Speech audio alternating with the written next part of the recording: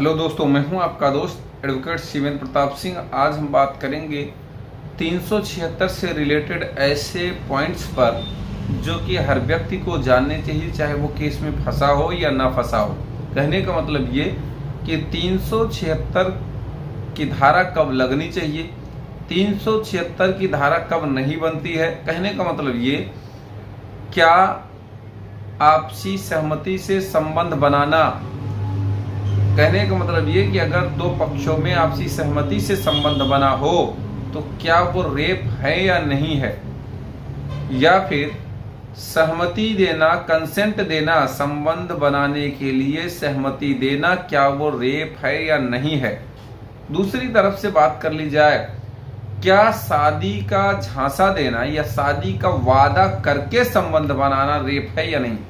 ये बहुत ही important topic है और आज इस टॉपिक पे माननीय हाई कोर्ट का एक दमदार जजमेंट भी आपको बताएंगे, जिसमें पूरा क्लियर कर दिया गया कि कब रेप है, कब रेप नहीं है। यानी कि ये कहें कि शादी का वादा तोड़ना कब रेप है, कब नहीं रेप है।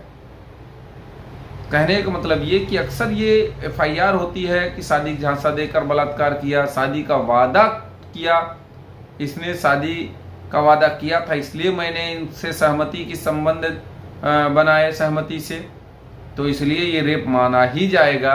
कहने का मतलब समझने की कोशिश करिए।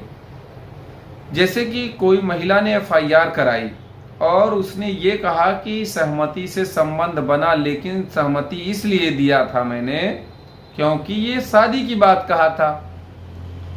तो इसमें धारा 90 आईपीसी और धारा 375 आईपीसी जो 376 की परिभाषा देती है, यानी कि बलात्कार रेप की परिभाषा देती है 375, उसके बारे में भी डिटेल से बात की गई कि वो कंसेंट कैसी थी, डरा धमका कर थी, कोई वादा कर थी, या बिना सहमति। जो 375 सबसेक्शन 4 का जो दूसरा पॉइंट है, दूसरी दशा है, उसमें यही कहा गया है कि बिना सहमति के संबंध। और यहां बात आती है, मैंने सहमति दी लेकिन वो सहमति मेरी इसलिए नहीं मानी जाएगी क्योंकि उसने शादी का वादा किया था। तो आ जाइए धारा 90 में। तो डिटेल से इस वीडियो को समझें। सबसे पहले इस केस का जिक्र करते हैं, इस केस के बारे में आपको बताते हैं।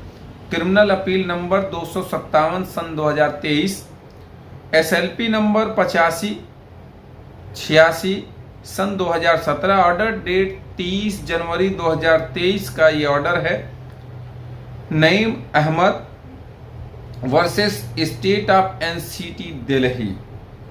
अब आपको बताते चलें खास बात कि इस जजमेंट में यही सबसे मेन पॉइंट है कि कौन सी स्थिति रेप है, कौन सी स्थिति रेप नहीं है। देखिए, कोई भी केस में किसी पीड़िता का नाम नहीं बताया जा सकता है, इसलिए पीड़िता या अभियुक्त पक्ष ही मैं बोलता हूं हर वीडियो में।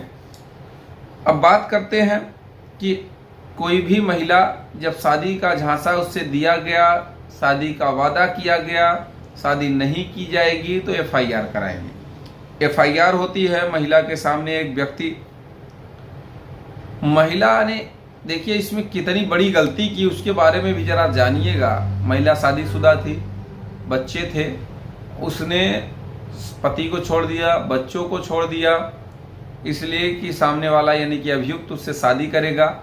जब ये सब बातें हुई तो अभियुक्त ने शादी करने से मना कर दिया। जब वो शादी करने से मना कर दिया तो उसने एफआईआर दर्ज करा दी। अब एफआईआर जब दर्ज कराई, 376 की एफआईआर दर्ज होती है, ट्रायल चलता है। ट्रायल में लोअर कोर्ट अर्थात सेशन कोर्ट ने 10 साल की सजा सुना दी। अब जब 10 साल की सजा सुना दी तो अभियुक्त को ये बात जमी नहीं, क्योंकि उसने कोई अपराध नहीं किया उसके हिसाब से। वो हाई कोर्ट का रुख किया। हाई कोर्ट ने उस सजा को घटाकर 7 साल कर दिया, लेकिन वहां भी वो रुका नहीं। अब उसको क्या लगा कि मैं सुप्रीम कोर्ट तक जाऊंगा। तो अभियुक्त पक्ष सुप्रीम कोर्ट का रुख किया और सुप्रीम कोर्ट में यही बात कहा कि कंसेंट थी, जब वह शादीशुदा थी, कंसेंट थी, तो यह रेप की श्रेणी में नहीं आता है। लेकिन पीड़िता के द्वारा या पीड़ित पक्ष के द्वारा ये कहा गया कि मैंने कंसेंट दिया था, लेकिन वह शादी के लिए था, उसने शादी का वादा किया था, इसलिए हमने कंसेंट दिया था। अब जब शादी की बात आई, यदि दोनों सहमति से संबंध बनाते हैं, माननीय कोर्ट ने ये बात बहुत बारीक बात कही कि यदि दोनों सहमति से संबंध बनाते हैं तो वह रेप नहीं माना जाएगा। खास तौर से ऐसी स्थिति में जब किसी भी महिला को सेक्स का अनुभव हो। ये बात इलाहाबाद हाई कोर्ट ने भी एक अपने जजमेंट में कही है कि सेक्स का अनुभव रखने वाली महिला 376 का केस नहीं कर सकती। कहने का मतलब ये कि पहले से महिला शादीशुदा है, वो जानती है सहमति, गैर सहमति, बलात्कार, ये सब के मामले में वो अननोन नहीं है। बालिग तो छोड़ दीजिए, वो शादीशुदा है। ऐसी स्थिति में सहमति शब्द मायने नहीं रखता है। मायने तब रखता कि मैंने सहमति नहीं दी या मेरे साथ शादी की बात कही, तुम खुद शादीशुदा थी, शादी का वादा करना ये वादा ही बेकार का है। और सुप्रीम कोर्ट ने, माननीय सुप्रीम कोर्ट ने अभियुक्त को बाइज्जत बरी कर दिया। यानी कि जो सजा सेशन कोर्ट ने 10 साल उसे सुनाई थी, हाई कोर्ट ने उससे घटाकर 7 कर दिया। लेकिन सुप्रीम कोर्ट जब वो गया तो सुप्रीम कोर्ट ने बाइज्जत बरी कर दिया। कहने का मतलब ये कि हो सकता है आप भी ऐसे ही केस में उलझे हैं, परेशान हैं, हैरान हैं, तो यह वीडियो आप ही के लिए है। इस जजमेंट का लिंक आपको डिस्क्रिप्शन बॉक्स में मिल जाएगा, या कोई और जानकारी शेष रह गई तो स्क्रीन पर चल रहे नंबर पर फ़ोन करके जानकारी ले सकते हैं, या फिर आप कमेंट बॉक्स में कमेंट करके अपने सवालों के जवाब ले सकते हैं। उम्मीद करता हूँ, आशा करता हूँ आज का यह वीडियो आपको बेहद पसंद आया होगा। अगर वीडियो पसंद आए तो वीडियो को लाइक करें, शेयर करें। यूट्यूब चैनल SP 72 कानून प्रयागराज को जरूर सब्सक्राइब करें।